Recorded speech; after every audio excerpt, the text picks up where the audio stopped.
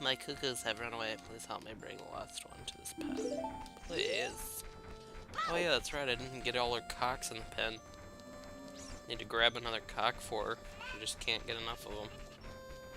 Yep, it's the one right at the beginning of town. I knew I forgot something. I just want to fondle this cock in my hands. I want to feel it flop around. Resist me. And then I'll just stroke it. Okay. Get in the hole. Thank you for finding my cuckoos. I have allergies, so I get goosebumps when I touch them. Or do you get cuckoo bumps? For helping me, I will give this to you. It's fine glass and should be useful. Please take good care of it. Double bottle power! I can put bugs in here, and I can put fish in here, and then I can put should I drink in here, because that's definitely sanitary. I will not get dysentery. It seems Princess Ruto has somehow got inside Jabba Jabba's belly. No fucking way. You have the most pertinent information I could ever hope for. If I were 12 years old, I would be thanking you profusely right now, but I am not. I may have the mental state of a 12-year-old right now, but I am not actually 12 years old. I would fit right in with the League community.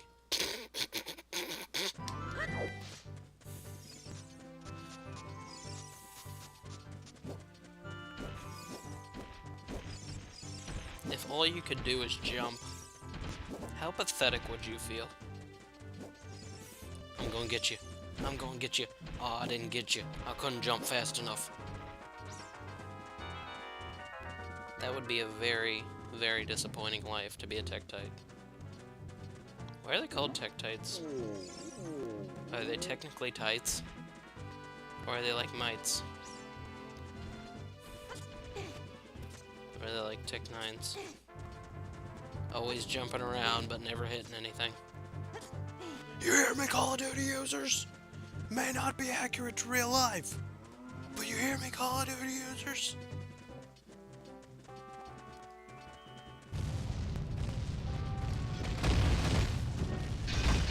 Don't rock me, bro. I know you want to rock my world, but that's not how I swing. Oh, come on. There's just an extra bit of rock splooge on me there. An unfair bit of rock splooge all over my body. Look at me, I'm going crazy. I'm deflecting like a boss.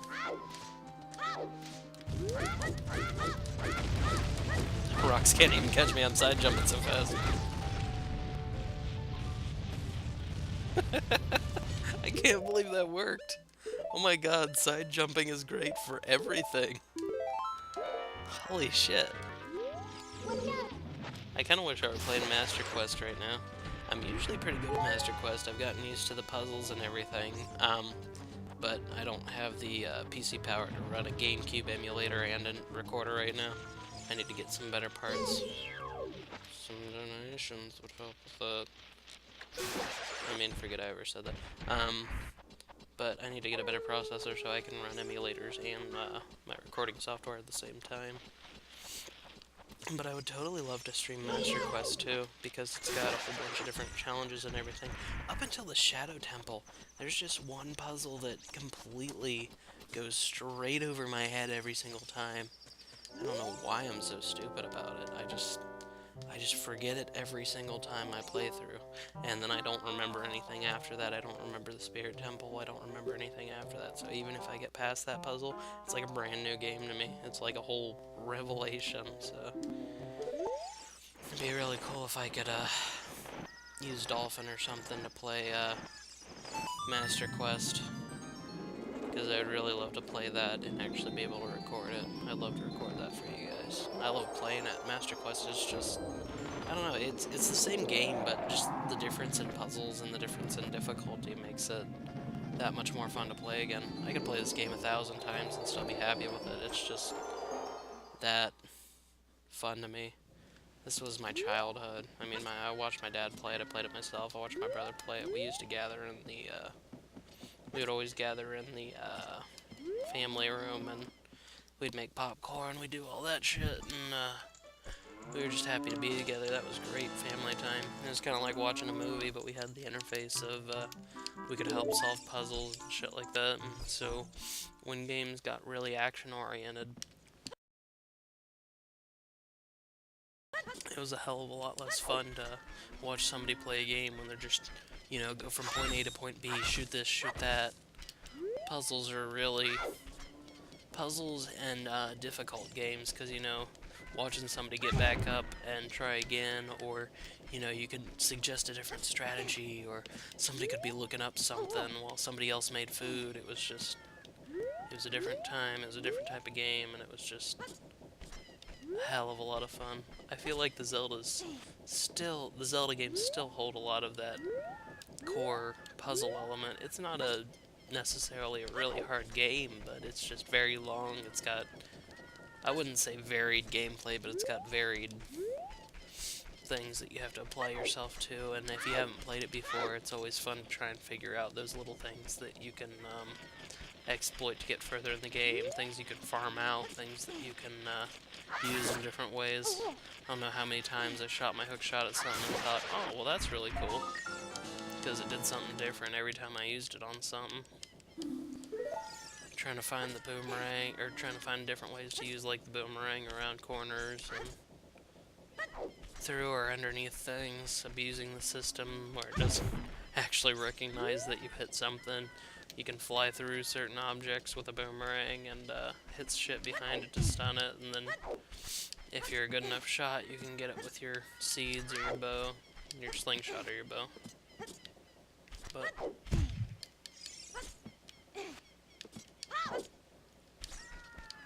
I feel a lot like I'm preaching when I talk about this, but I do really feel like old games were harder.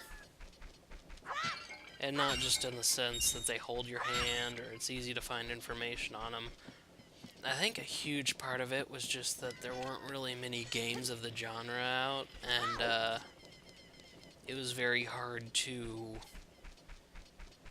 gauge a system like that when you don't really have any basis to go off of. I mean, games like developed further and further based off the genres that they were originally spawned off of, and they made improvements as they went.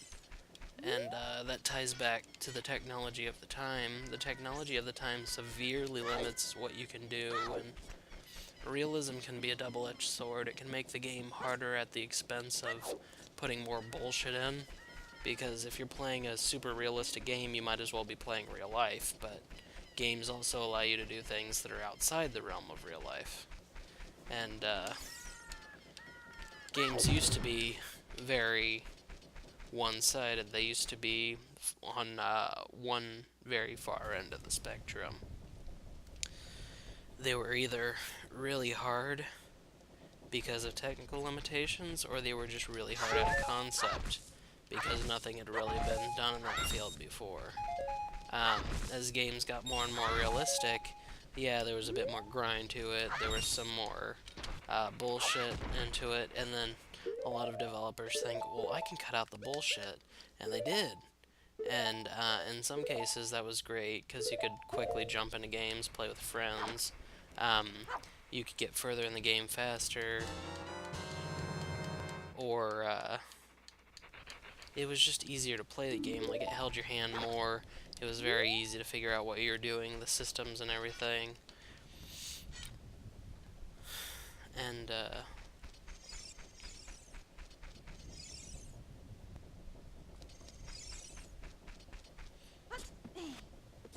once you figured it out, there was no stopping you. I mean, it was just that simple to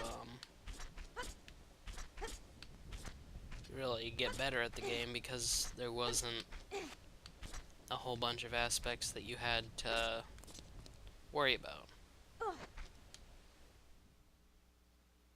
like in Zelda. I mean, the worst thing you really have to worry about is puzzles.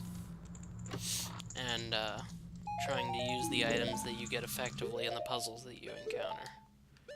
But a hyper-realistic game would add all sorts of different things, like better enemy AI and physics that affect the way that you have to use the items.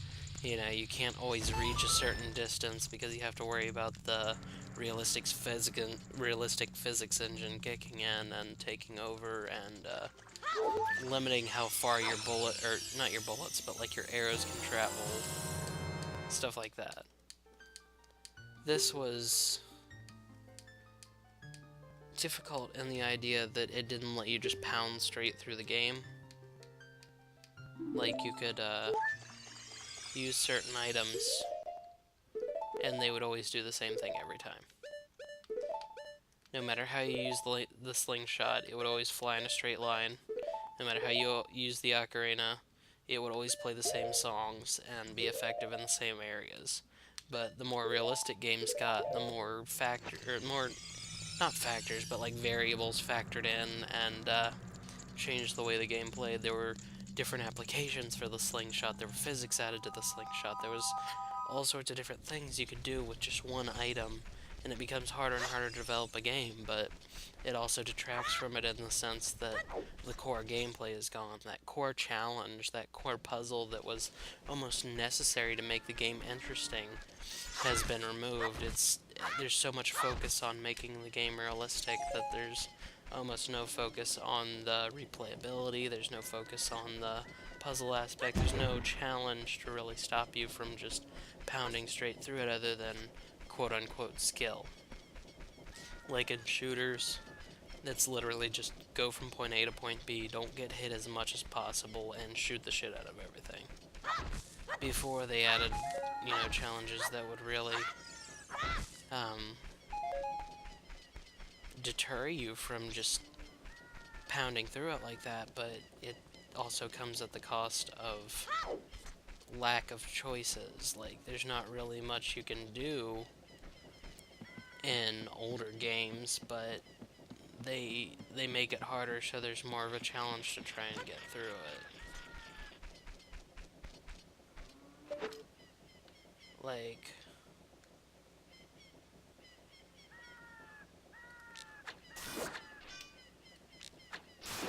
yeah, suck my nuts, bitch. There's more of a challenge to try and get through an older Call of Duty game, and I know Call of Duty probably isn't the best example for this, because you actually had to rely on health packs instead of regenerating health. And regenerating health was put in to try and streamline the game and make it easier to just run and gun and stop and wait to heal yourself, even on harder difficulties.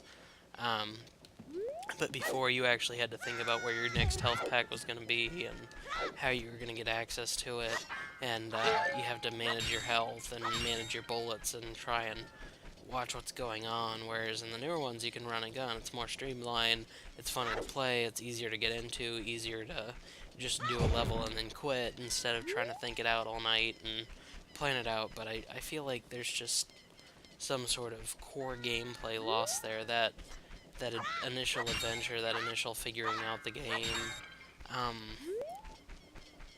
That's what really made an adventure for me, is just the fact that you could sit down and play a game like this, and it would take hours on end to try and figure out some stuff just because you'd never seen it before. And it may just be the era that I grew up in, it may just be the games that I grew up in, and looking back on it, it was a lot simpler. It may be the same for some children playing modern games, it's something they've never seen before, it's something they have to learn, so it takes them a lot longer to figure it out, but I feel like that initial playthrough of a game that you've never really gotten into the genre of really sets the tone for the rest of the genre, and it can really make for a great adventure if you're not very, not knowledgeable, but like experienced in playing games. There are a lot of times where you'll be playing one and think that, oh my god, this is a life-changing event, this is something I've never seen before or done before, and this is a really personal, really wonderful experience for me. And,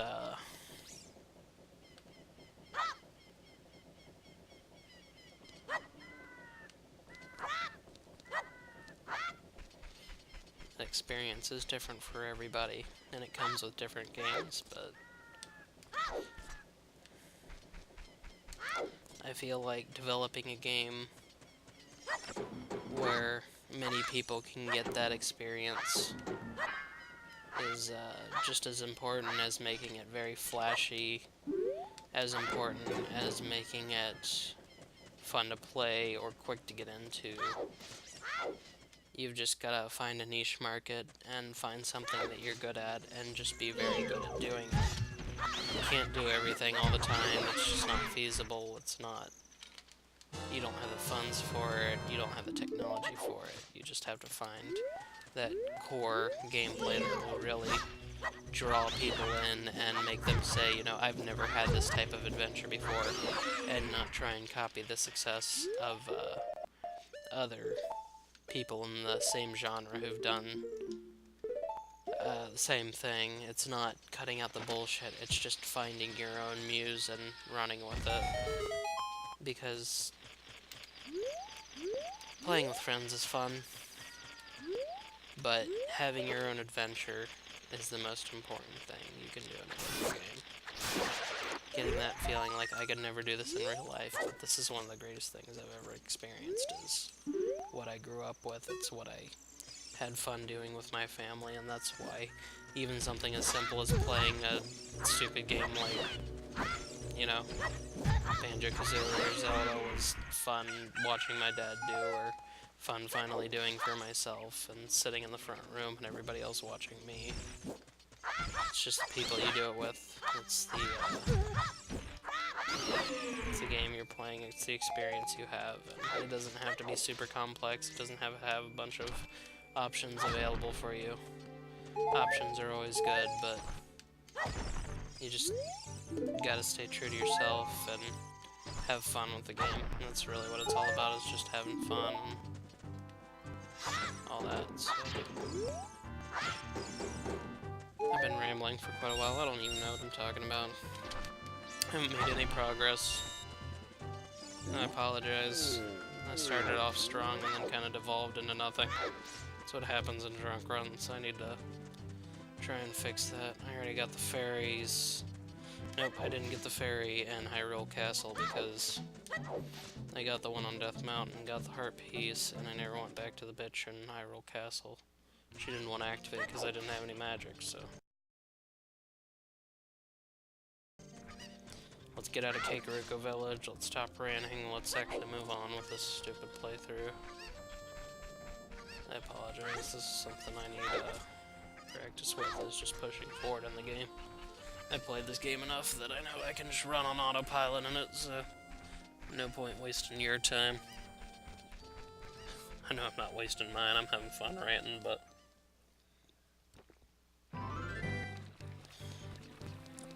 Drunkarina! That's what it's all about! Talking about shit that doesn't matter.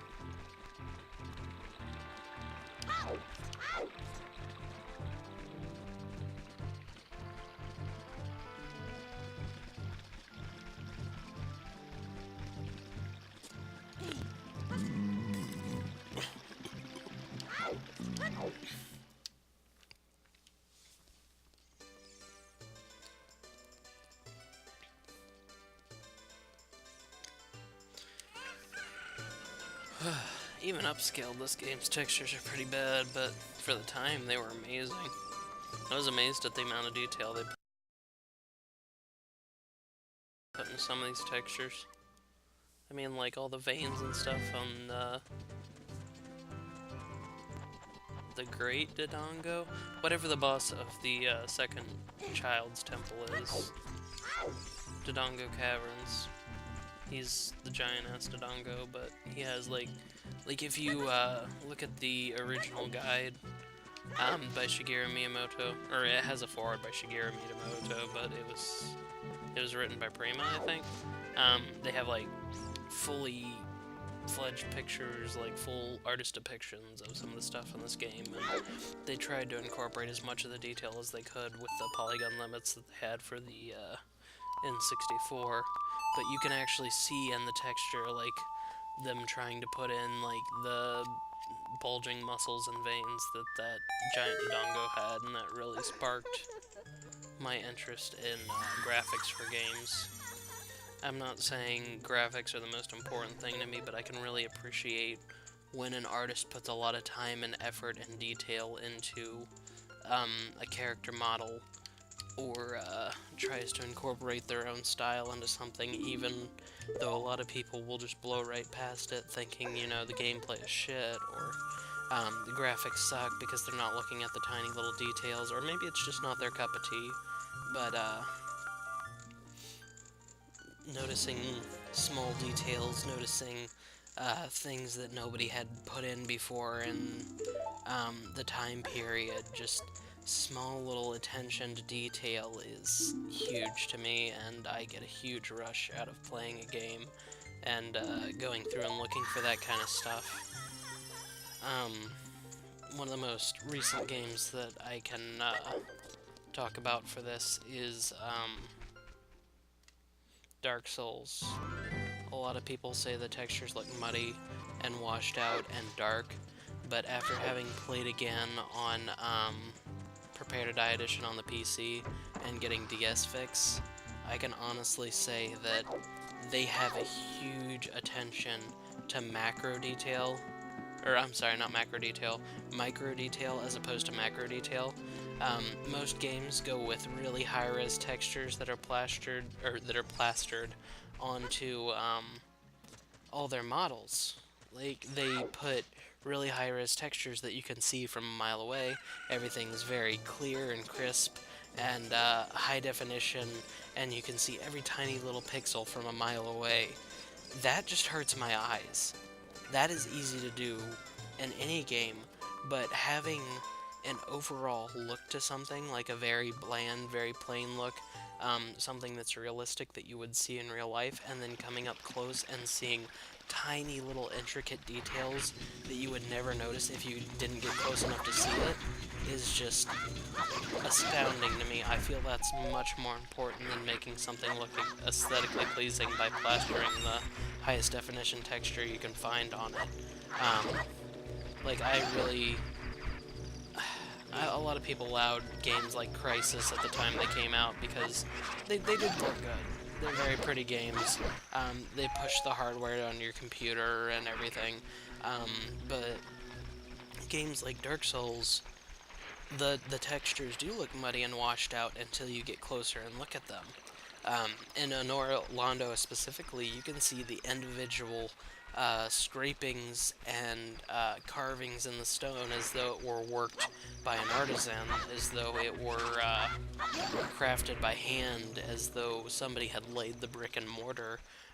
There are just small, intricate designs on buttons, on the elevators, the grain in the wood. You can see each individual notch and carving, and the characters.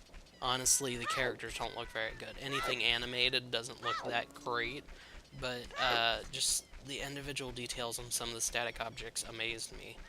And I'm not saying, you know, it's the best graphics ever, or you have to agree with me, but I feel like when the artists spend that much time putting detail into something that nobody's ever going to see, or a lot of, well, not that nobody's ever going to see, but a lot of people don't really care about, that just screams to me that they really cared about their game, and they really cared about pushing out something that they want, rather than what conforms to the industry standards, or what conforms to trying to make the most money from people. And that amount of soul and effort and care that goes into a game is much more important to me than some big budget game or some high definition, super textured game. A lot of games just really feel like they have a huge heart to them, and that the creators poured their heart and soul into it, and I can really appreciate that and enjoy it the way that I'm hoping they meant for me to enjoy it. And Legend of Zelda has always been a series that feels like the creators have just poured their entire heart and soul into it. I mean, it could look like N64 graphics for the rest of the series, and I would still play the shit out of them.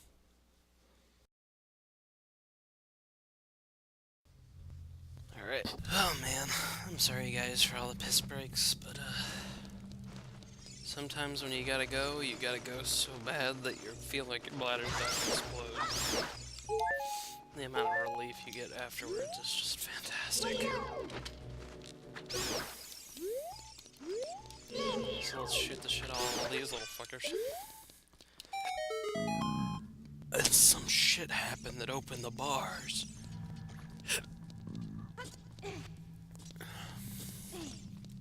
I don't have dense fire, so I can't pull this shit off. Oh, I do have dense fire. What the fuck am I talking about? I thought I got Furor's Wind first, but that's actually right outside Jabba Jabba's belly. I swear to God. This is rupees, isn't it? I want to open it to find out. It's rupees. It's rupees. There's nothing else they can give me right now. Okay, I'm gonna push on because I can come back and get that when I'm not full on these pieces of shit. Oh no. Nightmare fuel. I'll take the damage. Fuck it. No! No! No! No! Back the fuck up! Redeads were totally nightmare fuel as a kid. Those things are creepy as fuck. Scream at you and paralyze you and then suck you off, jump up on your back. Who are they? Michael Jackson? The rising sun will eventually set, a newborn's life will fade. That is kind of somber. From sun to moon, moon to sun, give peaceful rest to the living dead. This is an interesting poem, huh? Are you asking me that, or is that supposed to be rhetorical? Because if you're asking me that, that sounds like a little bit of full of yourself. Something is inscribed on the tombstone.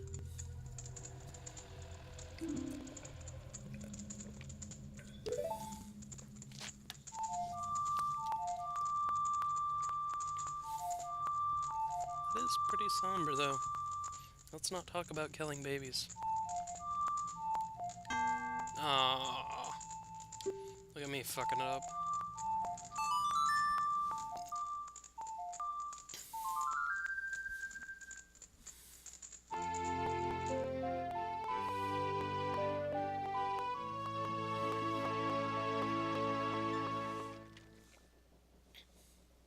You've learned the sun song. If I didn't have to worry about work, I would love to do something like this. Where everything that you reap is by your own hand. Where you don't have to have the worry about showing up on time or anything. You can just be the hero.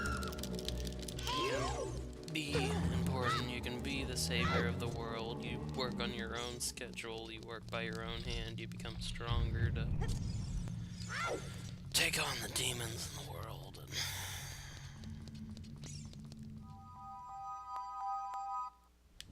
And I'd really love to work like that, to be a hero for people, but not be required to live by somebody else telling me when I need to do something.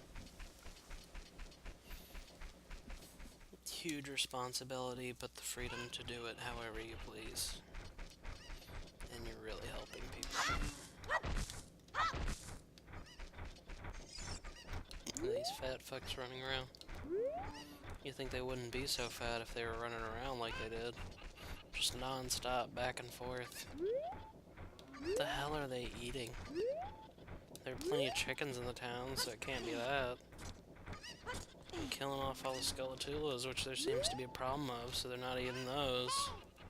Do Deku scrubs even have any protein in them? I mean, they must be like eating a giant fucking salad. A little bit of nut in them. You're telling me this again. Jesus, just shut the fuck up. Okay, we got the Sun Song, got Dense Fire, got Max Rupees, got a Heart Piece. I don't need a bigger nut sack. I don't need to do the shoot.